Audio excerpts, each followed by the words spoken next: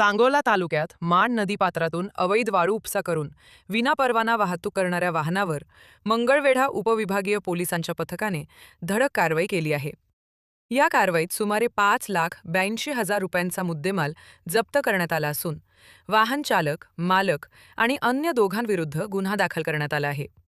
पोलिसांनी दिलेल्या माहितीनुसार उपविभागीय पोलीस अधिकारी डॉक्टर बसवराज शिवपूजे यांच्या मार्गदर्शनाखाली अवैध धंद्यांविरोधातील मोहिमेदरम्यान गुप्त माहिती मिळाली होती. त्यानुसार लोटेवाडी परिसरात पोलिसांनी सापळा रचला. संशयित टमटम वाहनाला थांबवण्याचा प्रयत्न केला असता चालकाने वाहन न थांबवता पळ काढला. पोलिसांनी पाठलाग करून वाहन अडवले. मात्र चालक आणि त्याच्यासोबत असलेले 2 जण अंधाराचा फायदा घेऊन घटनास्थळावरून पसार झाले. तपासणी दरम्यान वाहनात सुमारे 1 ब्रास वाळू आढळून आली.